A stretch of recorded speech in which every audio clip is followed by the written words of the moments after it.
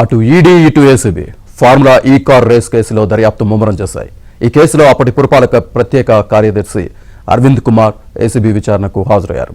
ముగ్గురు ఏసీబీ అధికారులు అరవింద్ కుమార్ ను ప్రశ్నిస్తున్నారు.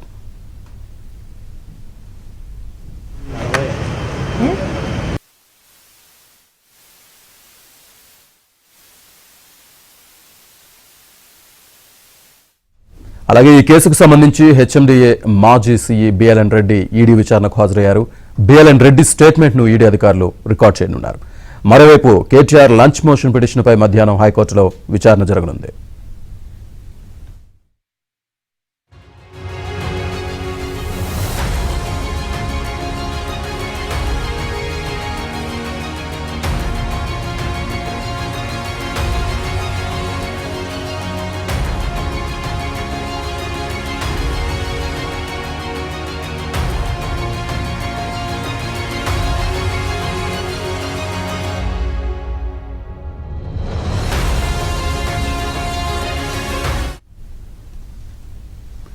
ఈడీ విచారణకైతే అరవింద్ కుమార్ వీళ్ళందరూ హాజరయ్యారు. దీనికి సంబంధించి పూర్తి సమాచారాన్ని మా క్రైమ్ కరెస్పాండెంట్ ప్రవీణ్ అందిస్తారు. ప్రవీణ్, ఫార్ములా ఈ కార్ రేసింగ్ కేసులో ఇప్పటికే ఏసీబీ ఇచ్చినటువంటి నోటీసులతోటి ఐఏఎస్ అధికారి అరవింద్ కుమార్ కూడా విచారణకు హాజరయ్యాడు. కొద్ది నిమిషాల క్రితమే విచారణ కూడా ప్రారంభమైంది. దాదాపు 30 నిమిషాలుగా అరవింద్ కుమార్ను ప్రశ్నిస్తున్నటువంటి పరిస్థితి కూడా కనపడుతుంది. ఆర్థిక శాఖ అనుమతులు పొందకుండా ఏ విధంగా నగదును బదిలీ చేశారనేటువంటి అంశానికి సంబంధించి అరవింద్ కుమార్ నుండి కూడా స్టేట్మెంట్ రికార్డ్ చేస్తున్నటువంటి పరిస్థితి కనపడుతుంది. మరోవైపు విదేశీ కంపెనీకు అమౌంట్ జమ చేయాలన్న సమయంలో లేదా విదేశీ అకౌంట్కు నగదును బదిలీ చేసేటువంటి క్రమంలో ఇండియన్ కరెన్సీని విదేశీ కరెన్సీలో మార్చేటువంటి క్రమంలో ఆర్బీఐ అనుమతులు పొందాల్సినటువంటి అవసరం ఉంటుంది. ఎందుకు ఆర్బీఐ అనుమతులు తీసుకోలేదనేటువంటి అంశానికి సంబంధించి కూడా ప్రస్తుతం అయితే మాత్రం స్టేట్మెంట్ రికార్డ్ అవుతుంది. ఈ రోజు సాయంత్రం 4-5 గంటల వరకు కూడా పూర్తి స్థాయిలో అరవింద్ కుమార్ ను విచారణ జరిపేటువంటి అవకాశం అయితే కనపడుతుంది. మరోవైపు రేపు కేటీఆర్ వ్యక్తిగతంగా విచారణకు హాజరు కావాల్సి ఉంటుంది. దీంతో న్యాయవాది సమక్షంలో విచారణ జరపాలంటూ కూడా కేటీఆర్ 2 రోజుల క్రితమే పట్టుబట్టినటువంటి పరిస్థితి కూడా కనపడింది. తను విచారణకు హాజరు కాకుండా వెళ్ళిపోయినటువంటి పరిస్థితి. కొద్ది నిమిషాల క్రితమే తెలంగాణ హైకోర్టులో జస్టిస్ లక్ష్మణ్ బెంచ్ ముందు కేటీఆర్ తరఫు న్యాయవాది మెన్షన్ చేయడం జరిగింది.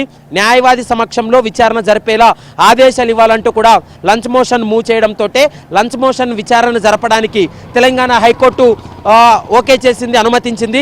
కాబట్టి మధ్యాహ్నం 2:30 కేటీఆర్ వేసినటువంటి లంచ్ మోషన్ పైన విచారణ జరిగేటువంటి అవకాశం అయితే కనపడుతుంది.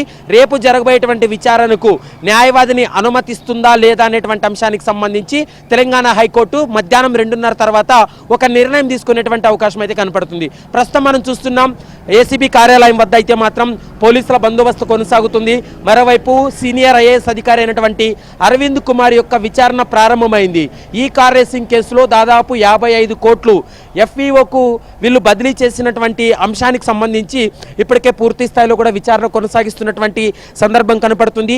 55 కోట్లు కూడా ఆర్థిక శాఖ అనుమతి లేకుండా, క్యాబినెట్లో అప్రూవల్ లేకుండా ఏ విధంగా బదిలీ చేశారనేటువంటి అంశానికి సంబంధించి ప్రస్తుతం ఈ కేసులో ఏటుగా ఉన్నటువంటి అరవింద్ కుమార్ నుంచి కూడా కొంత సమాచారాన్ని రాబట్టేటువంటి ప్రయత్నం చేస్తున్నారు. మరోవైపు ఇప్పటి వరకు జరిగినటువంటి విచారణలో అంటే ఇప్పటివరకు పోలీసులు ఏసీబీ సేకరించినటువంటి కొన్ని కీలకమైనటువంటి డాక్యుమెంట్లను ముందు పెట్టి విచారణ జరుపుతున్నటువంటి సందర్భం కూడా కనపడుతుంది. మరోవైపు ఆర్థిక శాఖకు సంబంధించినటువంటి కొన్ని కీలకమైనటువంటి పత్రాలను ఇప్పటికే స్వాధీనం చేసుకోవడం జరిగింది. ఆ పత్రాలను కూడా పూర్తి స్థాయిలో ఏసీబీ అధికారులు వెరిఫై చేయడం జరిగింది. ఇక హెచ్ఎండిఏ నుండి విదేశీ కంపెనీకు దాదాపు 55 కోట్ల రూపాయలు నగదు ఏ విధంగా అయితే ట్రాన్సాక్షన్ జరిగిందో వాటికి సంబంధించి కేటీఆర్ ఆదేశాలు ఏంటి, కేటీఆర్ ఆదేశాలు ఇస్తే మీరు రూల్స్ పాటించకుండా ఎందుకు ఈ నగదును బదిలీ చేశారు? ఒకవేళ మంత్రి స్థాయిలో ఉన్నటువంటి కేటీఆర్ ఆదేశాలు ఇచ్చినప్పటికీ కూడా కేటీఆర్కు మీరు ఒక అధికారిగా, ఐఏఎస్ అధికారిగా మీరు రూల్స్ను ఎక్స్ప్లెయిన్ చేయాల్సినటువంటి అవసరం ఉంటుంది. రూల్స్ ఉల్లంఘించకూడదని చెప్పి ప్రజాప్రతినిధులకు తెలియజేయాల్సినటువంటి అధికారులే స్వయంగా 55 కోట్లు ఏ విధంగా రిలీజ్ చేశారనేటువంటి అంశాలన్నిటిపైన కూడా పూర్తి స్థాయిలో విచారణ కూడా కొనసాగుతుందనేది కూడా మనకు స్పష్టంగా అర్థమవుతుంది. ఎఫ్ఈఓ కంపెనీతో చేసుకున్నటువంటి ఒప్పందాలు 2022-23కు సంబంధించినటువంటి ఒప్పందాలకు సంబంధించి కూడా పూర్తి స్థాయిలో ఆ డాక్యుమెంట్లన్నింటినీ కూడా ఇప్పటికే ఏసీబీ పరిశీలిస్తుంది. 2024లో జరగాల్సినటువంటి ఫార్ములా ఈ కార్ రేసింగ్ ఎందుకు ఎఫ్ఈఓ విరమించుకుంది, మరోవైపు గ్రీన్కో స్పాన్సర్షిప్ నుంచి తను ఎందుకు వైదొలిగింది అనేటువంటి అంశాలన్నిటిపైన కూడా ఆ ఐఏఎస్ అధికారి అరవింద్ కుమార్ నుండి కూడా కొంత సమాచారాన్ని రాబట్టేటువంటి ప్రయత్నం చేస్తున్నారు. ఆయన చెప్పినటువంటి ప్రతి అంశాన్ని కూడా ప్రస్తుతం అయితే మాత్రం అధికారులు స్టేట్మెంట్ రూపంలో కూడా రికార్డ్ చేస్తున్నటువంటి పరిస్థితి కనపడుతుంది. మరోవైపు తెలంగాణ హైకోర్టులో ఈరోజు మధ్యాహ్నం 2:30 తర్వాత జరగబోయేటువంటి విచారణ చాలా కీలకమైనటువంటి విచారణ.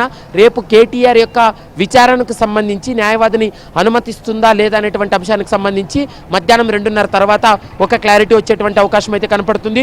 ఇటు ప్రభుత్వ తరపున వాదనలు కొనసాగుతాయి, మరోవైపు కేటీఆర్ తరపున యొక్క వాదనలు విన్న తర్వాత తెలంగాణ హైకోర్టు రేపు విచారణకు కేటీఆర్కు న్యాయవాదిని అనుమతిస్తుందా లేదా అనేది మాత్రం క్లారిటీ వచ్చేటువంటి అవకాశం అయితే కనపడుతుంది.